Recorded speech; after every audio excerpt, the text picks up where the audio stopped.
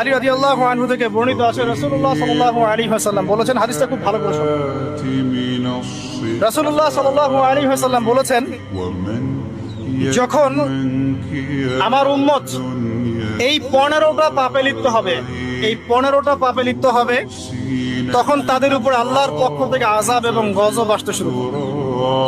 হাদিস আসলে অনেক আছে, কিন্তু সবগুলো বলার সময় থাকবে না, আমি মূল কয়েকটা বলছি, এগুলোর মধ্যে সব পড়ে যাবে ইনশাআল্লাহ। যখন আমার উম্মত এই 15টা কাজ করবে, তখন তাদের উপর আল্লাহর পক্ষ থেকে আযাব এবং গজব অবধারিত আসবে। এক নাম্বার পাপ যখন এই উম্মতের মানুষ করবে, যখন তারা গনিমতের মালকে ব্যক্তিগত সম্পদ মনে করবে। গনিমতের মাল বোঝেন? রাষ্ট্রীয় সম্পদ, পাবলিক প্রপার্টি, এটাকে যখন মানুষ ব্যক্তিগত সম্পদ মনে করে ব্যবহার করা শুরু, এটা কি মিল পাওয়া যায়? আচ্ছা। 2 নাম্বার, যখন কারো কাছে আমানত রাখা হবে, আমানত, এবং সে এটাকে ব্যক্তিগত সম্পদ মনে করবে। বুঝতে পারছেন? আমানত রেখেছে, এটা খেয়ানত না করাটাই কর্তব্য, কিন্তু এটাকে যখন ব্যক্তিগত সম্পদের মতো মানুষ ইউজ করবে, শেষ করে ফেলবে, নষ্ট করে ফেলবে, তখন আল্লাহর আযাব আসবে।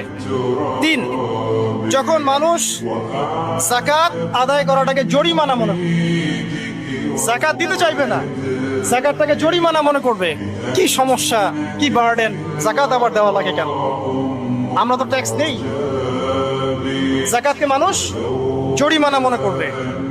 একটু চিন্তা করে দেখবেন যে বাংলাদেশে কত % মুসলিম নামাজ পড়ে আর কত % মুসলিম যাকাত দেয়। শুধু যাকাতের টাকাগুলো যদি আমরা একত্রিত করতে পারতাম, বড় বড় মেগা প্রজেক্ট করা সম্ভব ছিল, অনেক বড় বড় প্রজেক্ট করা সম্ভব ছিল, অনলি যাকাতের টাকা দিয়ে। আর যাকাতের টাকা 1 বছরে শেষ হয়ে যায়, পরের বছর আবার ঘুরে আসবে। ঠিক আছে, ইসলামিক ইকোনমিক্সের বেসই হলো যাকাত। এটা নিয়ে আমরা ইনশাআল্লাহ আরেকদিন কথা বলবো।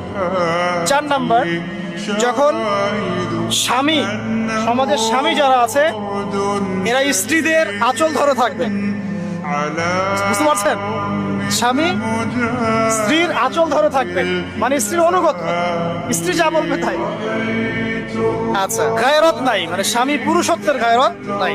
5 নাম্বার, যখন সন্তান মায়ের অবাধ্য হয়ে স্ত্রীর খেদমত করা শুরু, যখন সন্তান মাকে দেখবে না, স্ত্রীকে দেখবে। পাচ্ছেন মিল সমাজে? আচ্ছা। 6 নাম্বার, যখন বাবার পরিবর্তে, পিতা, বাবার পরিবর্তে মানুষ বন্ধুদেরকে সম্মান করা শুরু, বাবাকে সম্মান করবে না, ফ্রেন্ড সার্কেলকে সম্মান। সুবহানাল্লাহ। এরপরে